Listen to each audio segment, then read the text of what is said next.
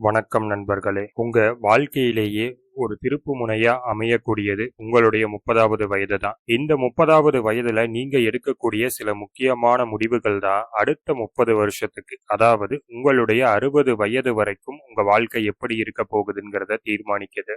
உங்களுடைய 30 வயதுகள்ல நீங்க செய்யக்கூடாத 10 தவறுகளை பத்தி இந்த வீடியோல பார்க்கலாம். Number 1, ignoring your health. 30 வயது குடும்ப வாழ்க்கையிலையும் நம்மளுடைய வேலை அல்லது தொழிலையும் ரொம்பவே பிஸியா இருக்கக்கூடிய டைம் பீரியட். நம்ம பிஸியாவே இருக்கிறதுனால நமது உடலுக்கு உடற்பயிற்சியும் நல்ல உணவும் தேவைங்கிறத நம்ம பல சமயங்கள்ல மறந்துடுறோம். பெரும்பாலானவர்கள் 30கள்ல உடற்பயிற்சி சரியா செய்யறது கிடையாது. அவங்க சாப்பிடக்கூடிய உணவுகள்லையும் கவனமா இருக்கிறது கிடையாது. பெரும்பாலும் ஃபாஸ்ட் ஃபுட்ஸ் அண்ட் ஜங்க் ஃபுட்ஸை தான் சாப்பிட்றாங்க. ஹெல்த்தியான ஃபுட்ஸை சாப்பிட தவறிடுறாங்க. இதை ஏன் தவிர்க்கணும்னா 30 வயதுகளுக்கு மேல உங்க பாடியுடைய மெட்டபாலிசம் குறைய ஆரம்பிச்சிடும். ரொம்ப சிறிய அளவுல வரக்கூடிய ஒரு உடல் கோளாறு கூட நீண்ட நாள் வியாதியா மாறுவதற்கான வாய்ப்பு அதிகமா இருக்குங்க. இதற்கு நம்ம என்ன பண்ணலாம்னா, ஒரு நாளைக்கு 30 நிமிடங்கள் வாக்கிங் அல்லது ஜாகிங் அல்லது லைட் பிசிக்கல் ஆக்டிவிட்டி ஏதாவது ஒன்று செய்யலாம். இதை தினமும் கடைபிடிக்க முடியலைனாலும் வாரத்திற்கு 5 நாட்களாவது கடைபிடிக்கிற மாதிரி பார்த்துக்கங்க. அடுத்து 30 வயதுகளுக்கு மேல வருடத்திற்கு ஒரு முறையாவது உடல் பரிசோதனை, அதாவது ஹெல்த் செக்அப் பண்ணிக்கிறது ரொம்பவே நல்லது. 30 வயதுகளை நீங்க தொட்டுட்டீங்கனாலே உங்களுடைய உணவுல கவனம் செலுத்துங்க. அதிகமா பதப்படுத்தப்பட்ட உணவுகளை எடுத்துக்காதீங்க, ஜங்க் ஃபுட்ஸ் எடுத்துக்காதீங்க. இரண்டாவது விஷயம், not saving are investing early. நீங்க உங்களுடைய 30வது வயதை எட்டும் போது உங்களது மாத சம்பளத்தை மட்டும் வைத்து வாழ்க்கை நடத்திட்டு வந்தீங்க. ஃபியூச்சருக்குன்னு ஃபினான்ஷியலா எந்த பிளானும் இல்லை. நீங்க இன்னும் உங்களுடைய முதலீடை தொடங்கலை அப்படின்னா நீங்க மிகப்பெரிய தவறு செஞ்சுட்டு இருக்கீங்கன்னு அர்த்தம். நீங்க எவ்வளவு லேட்டா உங்களுடைய முதலீடுகளை தொடங்குறீங்களோ அவ்வளவு அதிகமா you lose the power of compounding, அதாவது கூட்டு விளைவுடைய சக்தியினால பயனடைகிறத நீங்க தடுக்கிறீங்கன்னு அர்த்தம்.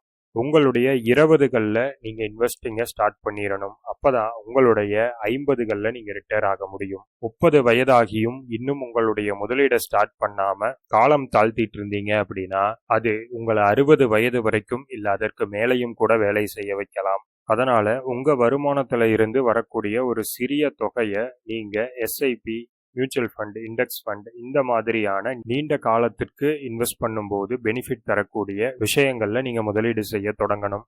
மூன்றாவது தவறு, wasting time on meaningless entertainment. இன்னைக்கு 30 வயதை எட்டி ஒரு நல்ல வேலை, போதுமான சம்பாத்தியம் இருக்கிறவங்க வாழ்க்கையில நம்ம பெருசா சாதிச்சிட்டோம், இனிமே சாதிக்கிறதுக்கு என்ன இருக்கு, நல்ல வேலை, நல்ல வருமானம் வந்துட்டு இருக்குன்னு வேற எந்த முயற்சியும் பெரிதா எடுக்கிறது இல்ல. அவங்களுக்கு கிடைக்கக்கூடிய வீக்கெண்ட்ஸ் மற்றும் லெஷர் டைமை சோஷியல் மீடியால ஸ்க்ரால் பண்ணியே தீக்குறாங்க.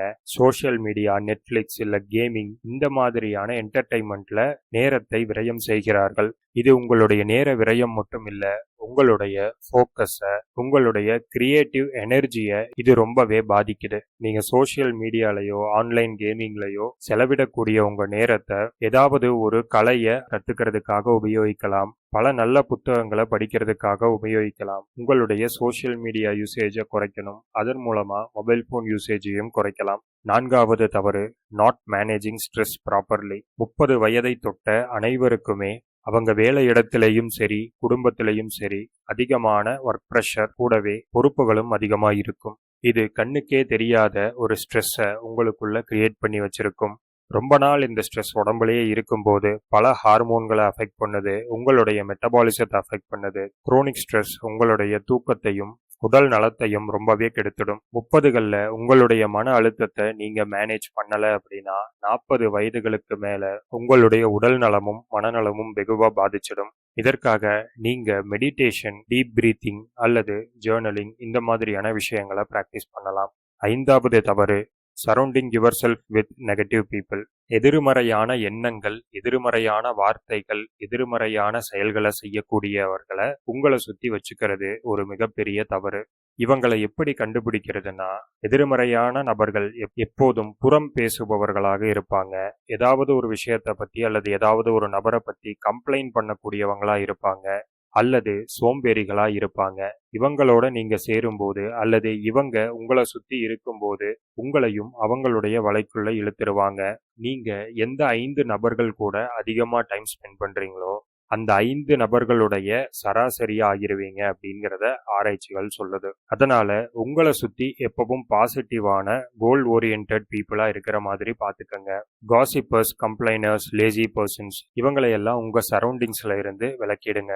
6வது தவறு, sacrificing sleep for work or fun. உங்களுடைய 20வது வயதுகள்ல நீங்க பல நாட்கள் தூக்கம் இல்லாம வேலை செஞ்சிருக்கலாம், அல்லது தூக்கம் இல்லாம மூவி பார்க்கறது, சோஷியல் மீடியா கூட யூஸ் பண்ணியிருக்கலாம். ஆனா உங்களுடைய 30 வயதுகள் அதை ஏத்துக்காது. குறைவான நேரம் தூங்குறதுனால உங்களுடைய மூளை மழுங்கடிக்கப்படுது, கிரியேட்டிவ் திங்கிங் குறைக்கப்படுது, மூளையுடைய செல்கள் சீக்கிரமே பழையதாயிடுது. அதே மாதிரி 30 வயதிற்கு மேல் தூக்க கெடுதல் ஏற்படும் போது உங்களுடைய ஆற்றல் வெகுவா குறையறத நீங்க ஃபீல் பண்ண முடியும். இதற்கு நீங்க ஒரு 7 மணி நேரத்திலிருந்து 8 மணி நேரம் தொடர்ந்த தூக்கம் இருக்கிற மாதிரி பார்த்துக்கணும். கண் முழிச்சு வேலை செய்யறன்னு உடல் நலத்தை கோட்டை விட்டுறக்கூடாதுங்க. 7வது தவறு, இக்னோரிங் பர்சனல் டெவலப்மெண்ட். பெரும்பாலானவங்க 30 வயதுல ஏதாவது ஒரு வேலையிலேயோ அல்லது தொழிலையோ செட்டில் ஆயிருப்பாங்க. அதற்கு பிறகு யாரும் புதிய விஷயங்களை கத்துக்கிறதுக்கு ரெடியா இல்ல.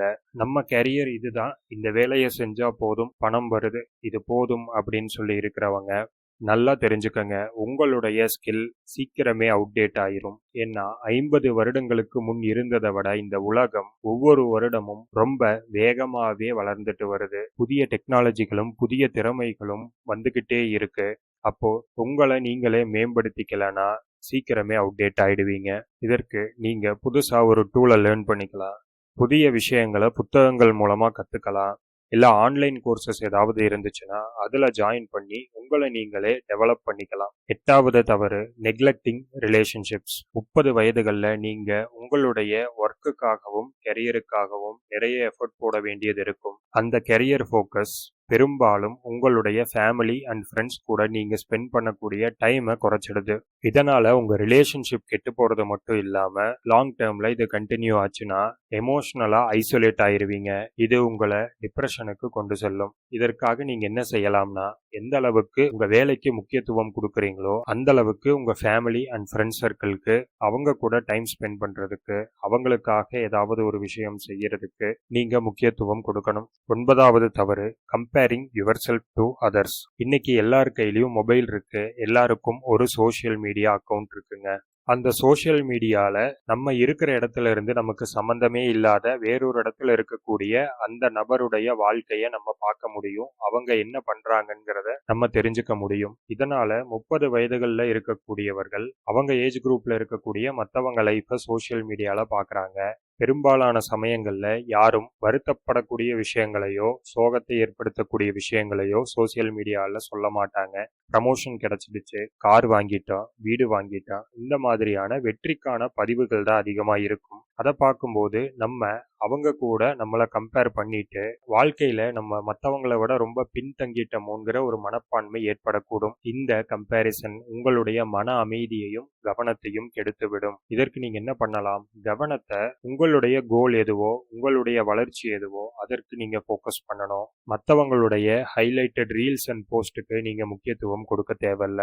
10வது தவறு, கடைசி தவறு, avoiding risk and staying too comfortable. நீங்க கம்ஃபர்ட்டா இருக்கிறது உங்களுக்கு பாதுகாப்பா இருக்கும், ஆனா அது உங்களுடைய வளர்ச்சியை ஒவ்வொரு நாளும் தடுத்துட்டு இருக்குங்க. உங்க கம்ஃபர்ட் ஜோன்ல நீங்க இருக்கும்போது புதுசா எதையும் கத்துக்க மாட்டீங்க, புது மனிதர்களை சந்திக்க மாட்டீங்க, புது ரிஸ்கை எடுக்க மாட்டீங்க, நீங்க உங்க வாழ்க்கையில அடுத்த ஸ்டெப்புக்கு போகவும் மாட்டீங்க. இதோடைய விளைவு 50 வயதுக்கு மேலதான் உங்களுக்கு தெரியும். அப்போ தப்பு பண்ணிட்டோமோன்னு யோசிக்க தோணும். அதனால கால்குலேட்டட் ரிஸ்க் எடுங்க, புது புது வாய்ப்புகளை தேடுங்க, கிடைச்ச வாய்ப்புகளை பயன்படுத்திக்கங்க. புது விஷயங்களை கத்துக்கிட்டு ஒரு சைடு பிசினஸ் கூட நீங்க ஸ்டார்ட் பண்ணலாம். நண்பர்களே, 30 வயதுகள்ல நம்ம தவிர்க்க வேண்டிய 10 தவறுகளை பத்தி பார்த்தோம். 30ல இருந்து 40 வயதிற்குள்ள இந்த 10 தவறுகளை நீங்க தவிர்த்துட்டாலே மீதம் இருக்கக்கூடிய உங்களுடைய வாழ்நாள் முழுவதும் மகிழ்ச்சியானதாகவும் அமைதியானதாகவும் இருக்கும். இந்த வீடியோல சொன்ன 10 தவறுகள்ல நீங்க ஏதாவது ஒரு தவறை உங்க வாழ்க்கையில செஞ்சுட்டு இருக்கீங்க, அதை மாத்த போறீங்கன்னா கீழே கமெண்ட்ல சொல்லுங்க. இந்த வீடியோ பிடிச்சிருந்தா லைக் பண்ணுங்க, உங்க நண்பர்களுக்கும் இந்த வீடியோவை ஷேர் பண்ணுங்க. மறக்காம நம்ம சக்சஸ் மைண்ட் செட் தமிழ் சேனலை சப்ஸ்கிரைப் பண்ணி நோட்டிபிகேஷன் வர்றதுக்கான பெல் பட்டனை கிளிக் பண்ணிக்கங்க. நன்றி.